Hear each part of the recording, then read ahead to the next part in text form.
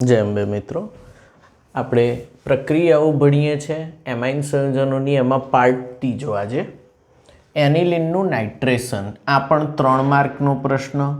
ધ્યાનથી જોજો કેવી રીતે થાય છે. તો તમે જાણો છો બેન્ઝીનની રિંગ બોન્ડ NH2.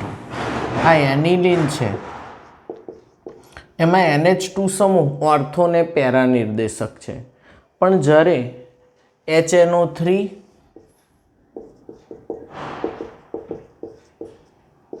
અને સાંદ્ર H2SO4 વડે કઈ પ્રક્રિયા થાય? નાઇટ્રેશન. 288 કેલ્વિન તાપમાને, થોડા નીચા તાપમાને 15 ડિગ્રીએ કરવામાં આવે છે. કર્યું તો નીપજ મળી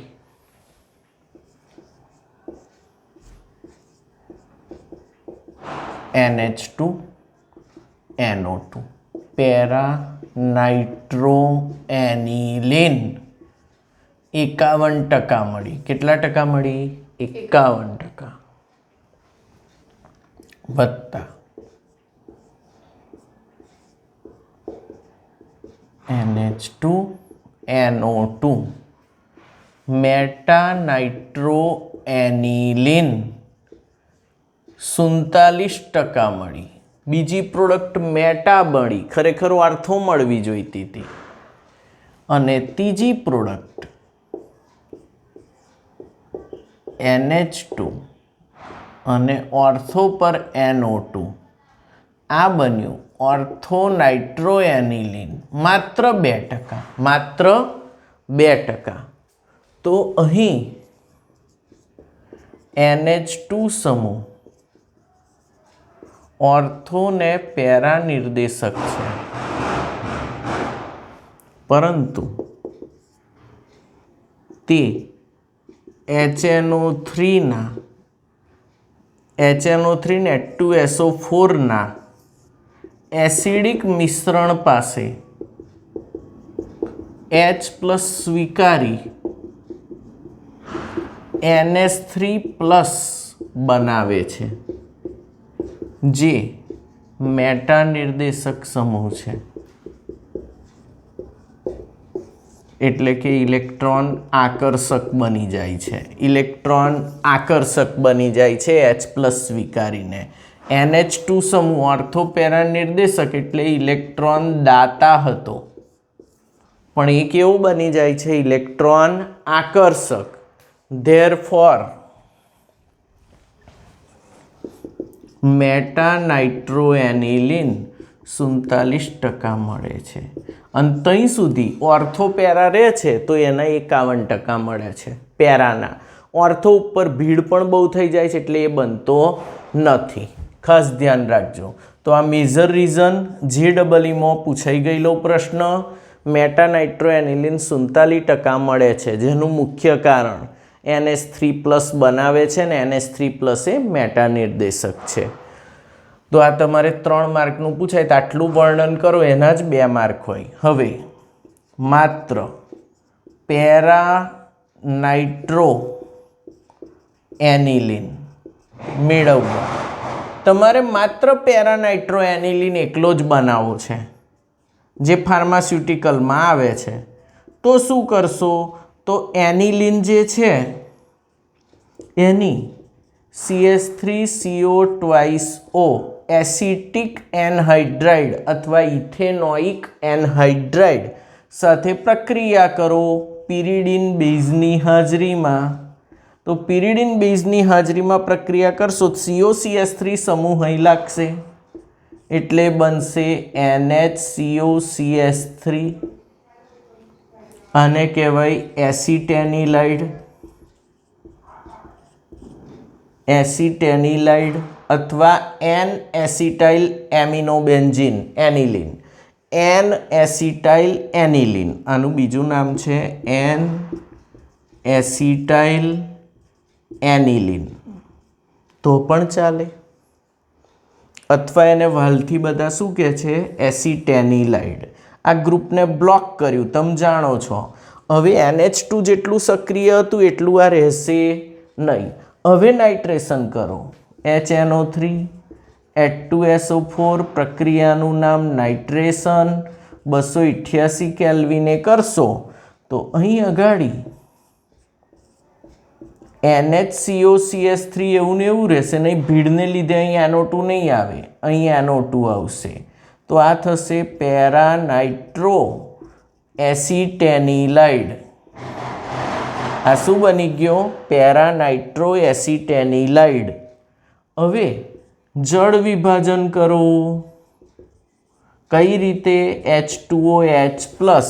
તો જળ વિભાજન કરો તો અહીં બે ભાગ પડે સીધે સીધા, CO+ અને NH-, અને H+ અહીં આવશે, OH- આ બાજુ એટેક કરશે.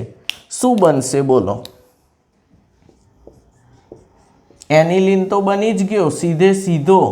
પેરાનાઇટ્રો NO2 ને કોઈ જ અસર થવાની નથી, વત્તા CH3 C double bond O bond OH ethanoic acid અથવા એસિટિક એસિડ બન્યો, અને પેરાનાઇટ્રો એનિલિન એક જ નિપજ બની તમારી. પેરાનાઇટ્રો એનિલિન એક જ નિપજ બની.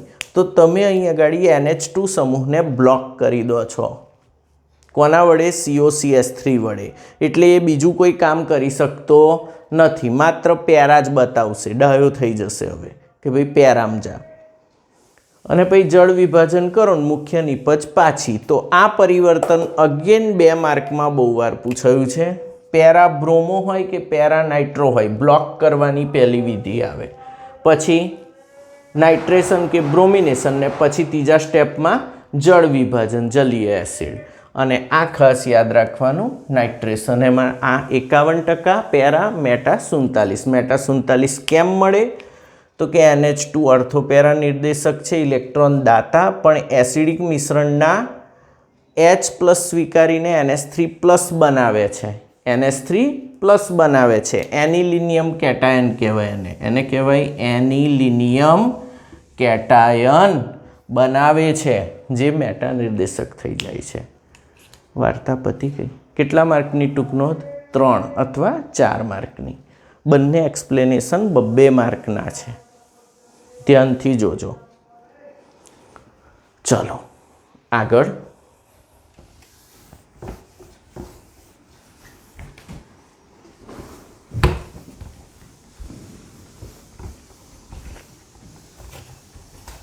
હવે આપણે ભણીશું એનિલિનનું સલ્ફોનેશન. એનિલિનનું સલ્ફોનેશન.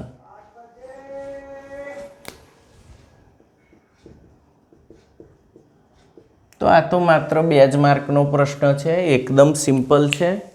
સલ્ફોનેશન એટલે H2SO4 નાખવામાં, સાંદ્ર H2SO4 ડેલ્ટા.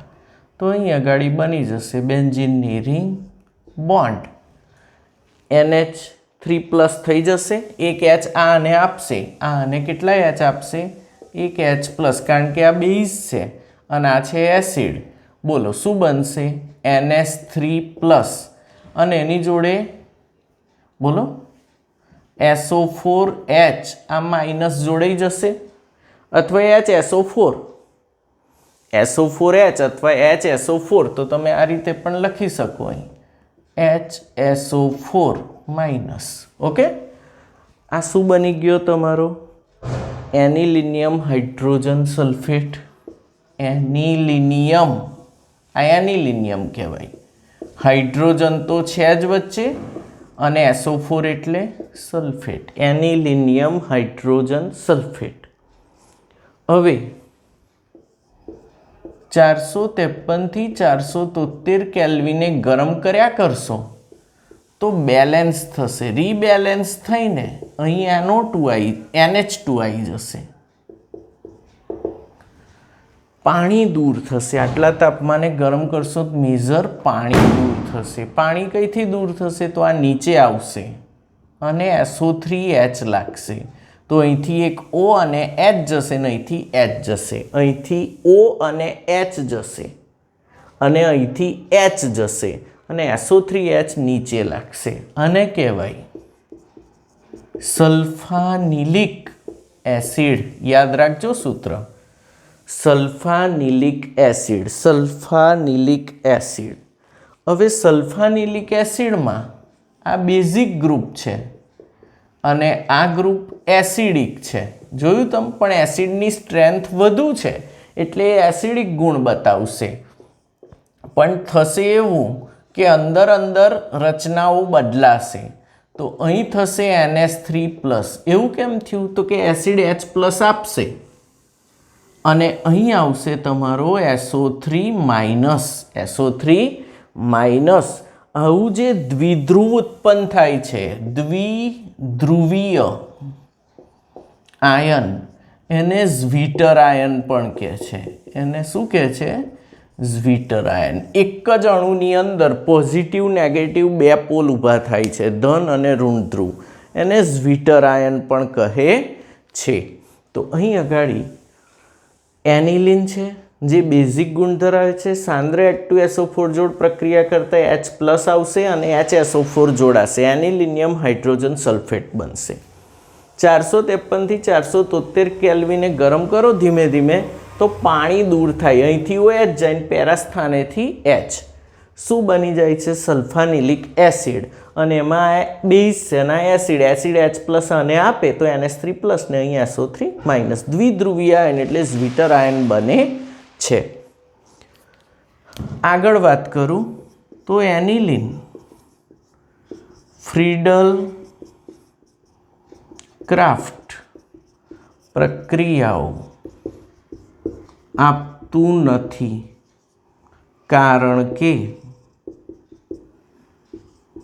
AlCl3 એસિડ હોવાથી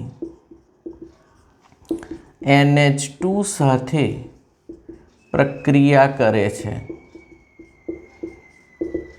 એટલે ફ્રીડલ ક્રાફ્ટ આલ્કાઇલેશન કે એસાઇલેશન એનિલિનનું થતું નથી કારણ કે NH2 સમૂહ બેઝિક છે. AlCl3 જે ઉદ્દીપક નાખો છો એ એસિડિક છે. એસિડ બેઝ પ્રક્રિયા થઈ જાય છે એટલે ફ્રીડલ ક્રાફ્ટ પ્રક્રિયાઓ આપતું જ નથી. એનિલિન ફ્રીડલ ક્રાફ્ટ પ્રક્રિયાઓ આપતું જ નથી. અહીં તમારું ચેપ્ટર પૂરું થઈ જાય છે. હવે તમારે જો એક્સ્ટ્રા પ્રેક્ટિસમાં એક વસ્તુ કરવી હોય તો કોયડો 13.5 પ્રેક્ટિસ કરજો ખાલી. એ આમ કોર્સમાંથી કાઢી નાખ્યો છે પણ મને બહુ પસંદ છે પરિવર્તનમાં, એટલે ખાલી તમને કહું છું કે ટ્રાય કરજો. 13.5 એકદમ ઇઝી છે. આખી ચોપડીમાં જેટલા રિએક્શન આ એ બધાનું મિશ્રણ કર્યું છે. તો આ ચેપ્ટરમાં આવતા ઘણા બધા રિએક્શન એકલી આ પ્રક્રિયામાં આવી જાય છે. તો કોયડો 13.5 જોઈ લેજો, સ્વાધ્યાય પ્રેક્ટિસ કરજો. આ ચેપ્ટર અહીં આગળ પૂરું થઈ જાય છે. જય અંબે.